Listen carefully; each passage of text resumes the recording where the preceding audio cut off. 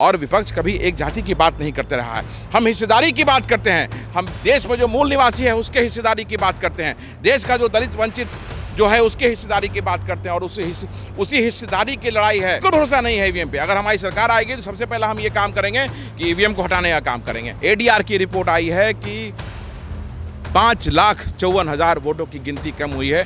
तो इससे दर्शाता है कि जो एडीआर की रिपोर्ट आई है, अगर वो उन वोटों की गिनती होती तो ये 240 से भी नीचे आके इनकी सरकार कभी नहीं बनती। तो इन्होंने घोटाला करके सरकार बनाया है। नमस्कार, आप सबका स्वागत है हमारे इस चैनल पे। मैं हूं आपके साथ चंदन प्रताप सिंह और आप देखना शुरू कर चुके हैं पब्लिक संपर्क। सालों पहले हिंदुस्तान में एक बहुत बड़े कवि हुए जो कह गए कि जाति न पूछो साध से, पूछ लीजिए ज्ञान, मोल करो तलवार का, परा रहने दो म्यान। लेकिन हिंदुस्तान की राजनीति फिर से एक बार जाति पर जाके उलझ गई है। सामने देखिए जो चेहरा आपको नजर आ रहा है, ये बाबा साहब भीमराव अंबेडकर है। ये जब हिंदुस्तान में आज़ादी के लिए लड़ाई लड़ रहे थे, ये तो किसी की जाति नहीं पूछ रहे थे। ये सामने जो स्टैचू आप देख रहे हैं वो देश के पहले राष्ट्रपति राजेंद्र प्रसाद की है। ये जब हिंदुस्तान की आज़ादी की लड़ाई में अपना हिस्सेदारी में भागीदारी निभा रहे थे तो ये किसी की जाति नहीं पूछ रहे थे। सामने जो स्टैचू आप देख रहे हैं ये महात्मा गांधी की है, जिसे पूरी दुनिया में जिन्होंने गांधी का लोहा माना। ये गांधी जब आज़ादी की लड़ाई लड़ रहे थे तो इन्होंने किसी की जाति नहीं पूछी थी। तो जाति व्यवस्था को लेकर जिस तरह से जात को लेकर संसद भवन में फिर से एक बार मुद्दा गरमाया हुआ है,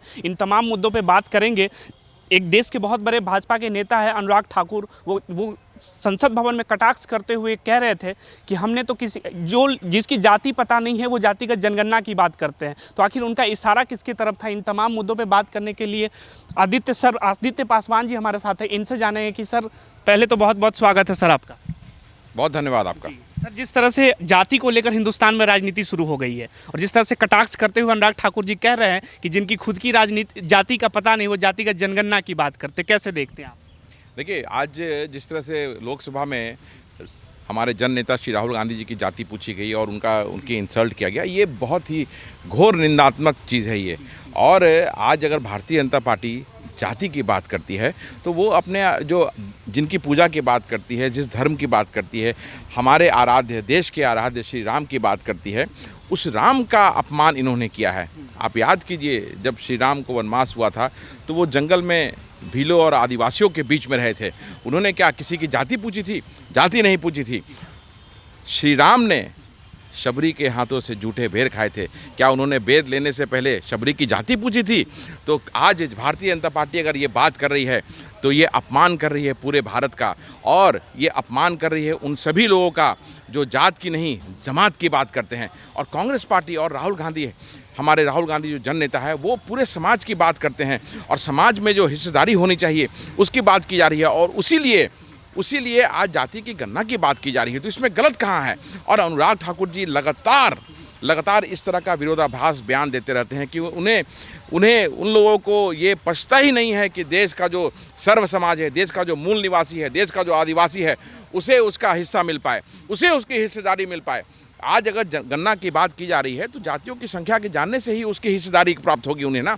आज उसका विरोध कर रहे हैं ये लोग। तो ये बहुत ही विरोधाभास वाली बात है और भारतीय जनता पार्टी का इसमें नकाब उनके चेहरे से उतर गया। लेकिन अनुराग ठाकुर कह रहे हैं हमने तो राहुल गांधी का नाम ही नहीं लिया, हम तो ऐसे ही कह रहे थे, मिर्ची क्यों लग गई उनको? नहीं, सीधा स्पष्ट तौर से उन्होंने कहा है। इसमें नाम लेना नहीं लेना का वाली बात क्या है? राहुल गांधी जी ही जोर शोर से आज जातीय जनगणना की बात उठा रहे हैं, आज जाति के हिसाब से हिस्सेदारी की बात कर रहे हैं। तो किसके बारे में चर्चा हुई? तो अनुराग ठाकुर जी कल भी गलत बोल रहे थे, आज भी गलत बोल रहे हैं और देश को भ्रमित करने का काम अनुराग ठाकुर लगातार करते आए हैं और कर रहे हैं। तो राहुल गांधी को कह रहे हैं कि बालक बुद्धि शब्द का इस्तेमाल करते बालक बुद्धि सबसे राजनीति नहीं चलती, पर्चे को लेकर बोलते हैं संसद भवन में, ऐसे कैसे राजनीति चलती? अरे भाई, जो टेलीप्रॉम्प्टर से जिसका आदरणीय प्रधानमंत्री जी टेलीप्रॉम्प्टर का यूज़ कर रहे हैं, वो आदमी क्या बोलेगा? और देश बता रहा है। आज देश देखिए किस तरह से राहुल गांधी जी हमारे जो हैं जननायक जो हैं, उन्हें प्रेम दिया। पूरब से पश्चिम, उत्तर से दक्षिण जो उन्होंने यात्रा की, उसके बाद देश का प्यार देखिए उलट के मिला देश का प्यार। और हम 99 सीटों पे फिर से वापस आ गए और कांग्रेस उस ओर बढ़ रही है कि देश में फिर एक ऐसी सरकार आएगी आने वाले दिनों में जिससे सबको हिस्सेदारी मिलेगी। और देखिए किस तरह से इन्होंने जो एडीआर की रिपोर्ट आई है उससे साबित हो गया है कि चुनाव आयोग पे प्रश्न चिन्ह लगा है और चुनाव आयोग की मदद से इन्होंने सरकार बनाई है। 5,54,000 वोटों की कम गिनती हुई है। इसका मतलब क्या निकलता है? अनुराग ठाकुर जी क्या इस पर जवाब देंगे? क्या तथ्य वाली बात जो होती है उसका कोई जवाब इनके पास नहीं होता है। लेकिन चुनाव आयोग ये कहते हैं कि बार बार अगर सवाल उठाते हैं तो सुप्रीम कोर्ट में तो उन्होंने चैलेंज किया था कि सभी पार्टियां आ जाए ईवीएम पे आके बात कर ले, तब तो कोई ईवीएम पे नहीं आया, तो कोई भी पार्टी एक मंच पे नहीं आई। ईवीएम की चर्चा ही नहीं है यहाँ, तो वोटों की गिनती कम हुई है। इसमें स्पष्ट रूप से एडीआर की रिपोर्ट आई है कि 5,54,000 वोटों की गिनती कम हुई है। तो इससे दर्शाता है कि बड़े रूप में घोटाला हुआ है, और अगर 5.5 लाख वोटों की कम गिनती हुई है तो देश में बड़ा उलटफेर हो सकता था और आज इंडिया गठबंधन की सरकार बनी हुई होती, लेकिन गलत करके इसको रोका गया है। ईवीएम पे भरोसा है कि नहीं, क्या लगता है? बिल्कुल भरोसा नहीं है ईवीएम पे। अगर हमारी सरकार आएगी तो सबसे पहला हम ये काम करेंगे कि ईवीएम को हटाने का काम करेंगे, और फिर से बैलेट वाले जो होते थे चुनाव, उस व्यवस्था पे हम जाएंगे। तो फिर बूथ कैप्चरिंग हो जाते थे, तो वो सब कैसे समस्या का समाधान? सब कहने वाली बात है, वो सब कहने वाली बात है। बैलेट से जो सही जो वोटिंग होगा उससे उसका पता चलता है। अब ये भारत जोड़ो यात्रा की आप जिक्र कर रहे थे, उसी भारत जोड़ो यात्रा में तो राहुल गांधी जिक्र कर रहे थे कि नरेंद्र मोदी जी असली ओबीसी है, नकली ओबीसी है। तो उस समय तो जाति व्यवस्था की याद नहीं आई। नहीं, जाति राहुल गांधी जी जनता के बीच पूछ रहे थे मोदी जी की जाति क्या है, मोदी जी असली ओबीसी है या नकली ओबीसी है। उस समय तो जाति, मोदी जी ने अपनी जाति को तो बाद में अति पिछड़ा में वहाँ इंक्लूड कराया है गुजरात में, तो इनका तो चेहरा बार बार पर्दाफाश होते रहा है। तो राहुल गांधी जी अगर कह रहे हैं तो क्या गलत कह रहे हैं? असली नकली तो इसमें खुद ही आ गया ना, कि आप जब प्रधानमंत्री बनते हैं उसके या मुख्यमंत्री जब बनते हैं उसके बाद अपनी जाति को उसमें इंक्लूड कराते हैं और उसमें ओबीसी में लाते हैं, इसका मतलब है कि आप नकली हैं, आपने बनाया है अपने आप को। ये क्लियर है। इसमें कहाँ से बात है? राहुल जी बिल्कुल सही बोल रहे हैं इसमें। दूसरी तरफ अखिलेश यादव भी विरोध कर रहे हैं, लेकिन वो तो स्पष्ट मीडिया से पूछ रहे हैं कि तुम्हारी जाति क्या है। भाई इसमें देखिए, वो अनुराग ठाकुर जी ने जो बयान दिया है, जाति वाली जो बात की है, वो बिल्कुल गलत है, और इसका विरोध में आज पूरा विपक्ष है। और विपक्ष कभी एक जाति की बात नहीं करते रहा है। हम हिस्सेदारी की बात करते हैं, हम देश में जो मूल निवासी है उसके हिस्सेदारी की बात करते हैं, देश का जो दलित वंचित जो है उसके हिस्सेदारी की बात करते हैं। और उसी हिस्सेदारी की लड़ाई है कि पूरब से पश्चिम, उत्तर से दक्षिण राहुल गांधी जी चले हैं और प्रेम मिला है। और सब जगह उन्होंने बात की है कि हम जब सत्ता में आएंगे तो जातीय जनगणना कराएंगे और उस गणना के हिसाब से देश में हिस्सेदारी तय की जाएगी। और वो अगर भारतीय जनता पार्टी कब तक रोकेगी? आज उनको हमने रोकने का काम किया है, और आने वाला समय में हम निश्चित है ये चीज़ कि भारत का प्रेम इंडिया अलायंस को मिलेगा। और जब हमारी सरकार बनेगी तो निश्चित तौर पे देश के मूल निवासी, देश के जो दलित हैं, वंचित समाज है, उसके लिए हम जातीय जनगणना कराएंगे और हिस्सेदारी सुनिश्चित की जाएगी। यही तो कई लोग पूछते हैं कि जातिगत जनगणना पे इतना कांग्रेस जोर क्यों लगा रही है? आखिर इससे क्या ही बदल जाएगा अगर जनगणना हो जाए? बिहार में हुआ, क्या ही बदल गया बिहार? भाई बिहार में रोका गया ना। आज बताइए आप, नीतीश जी जब तक भारतीय जनता पार्टी के साथ थे उन्होंने जातीय जनगणना की सिर्फ बात की, लेकिन हो नहीं पाया वो। बिहार में जातीय जनगणना तब हुई जब कांग्रेस और राष्ट्रीय जनता दल और कम्युनिस्ट पार्टी साथ में आई। क्यों नहीं नीतीश कुमार जी भारतीय जनता पार्टी के साथ थे तो जातीय जनगणना करा पाए? वो नहीं करा पाए। और जब हम साथ में जब हमारी सरकार थी तो जातीय जनगणना हुई, और इसके विरोध में सुनियोजित तरीके से भारतीय जनता पार्टी ने अपने लोगों के माध्यम से रिट याचिका हाई कोर्ट में दाखिल कराई और हाई कोर्ट से इसको निरस्त किया गया। आज सुप्रीम कोर्ट में सरकार गई है, कल क्या होगा नहीं होगा हमें पता नहीं है, सुप्रीम कोर्ट का क्या आएगा। इसीलिए हम मांग कर रहे हैं कि संविधान की 9वीं अनुसूची में इसे डालने के लिए आप जोर लगाइए, केंद्र सरकार पर प्रेशर दीजिए, क्योंकि आप सशक्त एक भाग हैं केंद्र सरकार का। ये कहने से काम नहीं चलेगा कि हमने लिख के दिया है। कहीं ये दिखाई नहीं देता है कि आप संविधान के 9वीं अनुसूची में डालने के लिए उसे प्रयासरत हैं। बयान में और ग्राउंड रियलिटीज़ में बहुत फ़र्क होता है।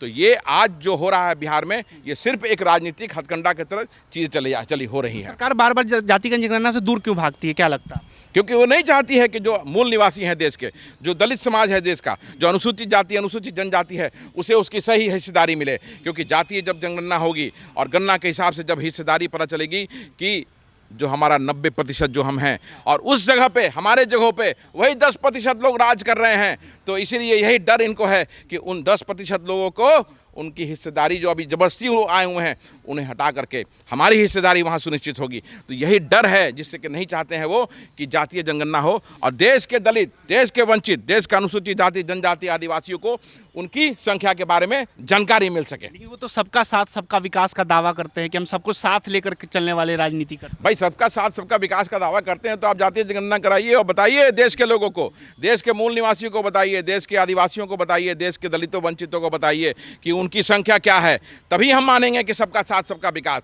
सिर्फ कहने से और धरातल पे जो चीज़ें हो रही है उसमें बहुत फ़र्क होता है। तो कहने और करने में इनके बहुत फ़र्क है। आप लोगों की सरकार थी, कांग्रेस की सरकार थी 2011 में, मनमोहन सिंह जी ने जनगणना करवाया था। 3 साल रहे लेकिन इम्प्लीमेंट नहीं हो पाया उसमें, तो क्या ही बदल गया 11 में जो जनगणना? वो तो हर चीज़ों का प्रोसेस होता है ना। जब हम प्रोसेस में आए, बदलाव की स्थिति में करने को आए, तो हमारी सरकार बदल गई। तो उस सरकार को उस चीज़ को आगे लेकर चलना चाहिए था ना। तो ये सरकार तो धर्म की राजनीति करती रही, ये सरकार तो तोड़ करके राज सत्ता में बने रहने की राजनीति करती रही। तो ये कैसे करते?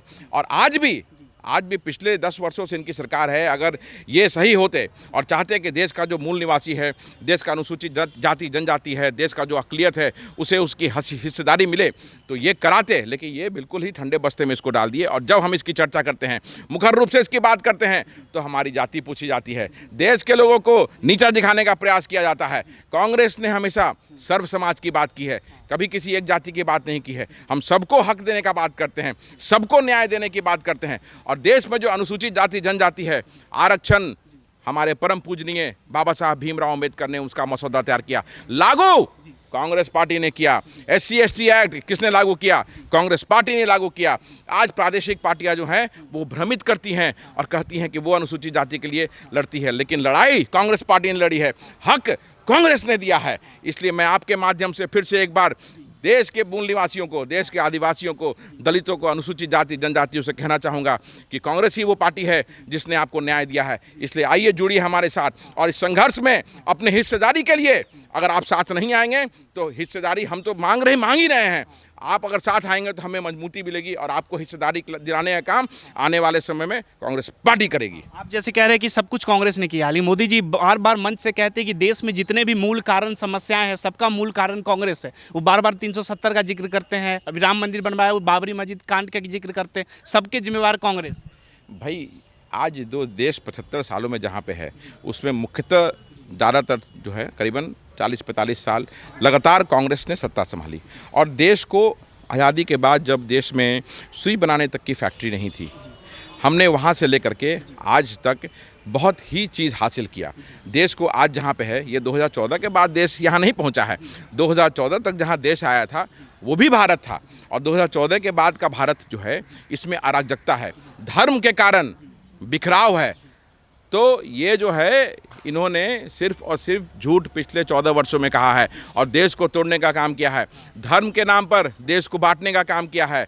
और इन्होंने अब देश समझ चुका है, और अगर देश नहीं समझता तो अल्पमत में नहीं आते। ये देश समझ चुका है कि धर्म नहीं, देश को एम्प्लॉयमेंट चाहिए। धर्म एक ज़रूरी चीज़ है जो लोगों के घरों में रहता है, लेकिन आदमी को जीवन यापन के लिए महंगाई से लड़ना पड़ता है। आज देश में चरम सीमा पर महंगाई है।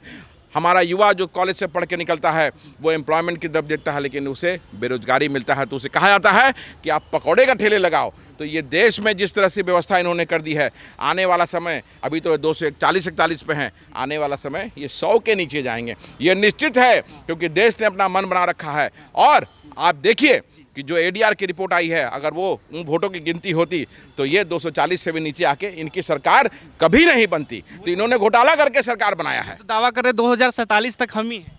भाई तो ये रिपोर्ट मेरा है क्या? ADR किसका है? किसकी संस्था है? दावा करने से क्या हुआ? ये तो 400 पार का दावा कर रहे थे, 400 पार का दावा कर रहे थे, और 400 पार का दावा करते करते करते 2040 पे आके रुक गए। तो ये दावा तो बहुत बड़ी बड़ी बातें करते हैं, कहते थे हमने राम को लाया है। अरे भैया, राम तो हमारे आराध्य हैं, सदियों सदियों से सनातन को मानने वाले लोग हम हैं, और श्री राम हमारे आराध्य थे, आराध्य हैं और आराध्य रहेंगे, इसमें कोई डाउट नहीं है। हमें भारतीय जनता पार्टी को राम की आराधना के लिए नहीं, उसकी तरफ देखना पड़ेगा।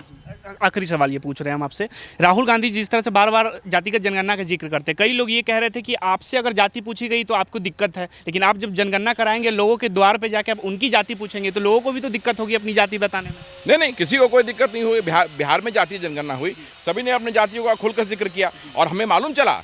आज मैं पासवान समाज से आता हूँ, आज हमारी संख्या जो है करीबन 5.5% है, और अनुसूचित जातियों की संख्या बढ़ करके करीबन बिहार में 20% हो गई। तो सबने अपने जातियों की संख्या बताई, तभी तो ऐसा हुआ। तो ये सिर्फ भ्रमित करने के लिए भारतीय जनता पार्टी के लोग ही हैं जो कहते हैं कि परेशानी होगी, मुश्किल होगी। जिन्हें मुश्किल है इस चीज़ से कि हिस्सेदारी जो उनका बना हुआ है 10% में जो वो बैठे हुए हैं उसमें हिस्सेदारी वो नहीं चाहते हैं, इसलिए तरह तरह का हथकंडा अपनाते हैं और प्रश्न उठाते हैं कि जाति की गणना नहीं होना चाहिए। जब तक जाति की गणना नहीं होगी देश में एक्चुअल संख्या नहीं पता चलेगा कि हमारी संख्या क्या है, और उस संख्या से ही हिस्सेदारी तय होगी देश में, और इसको कोई रोक नहीं सकता है। हमारे जन नेता श्री राहुल गांधी जी ने एक मुहिम स्टार्ट की है कि देश के अनुसूचित जाति, देश के जो मूल निवासी हैं, आदिवासी जो हैं, उन्हें उनकी हिस्सेदारी मिले, और पूरा देश हमें इसमें साथ देगा।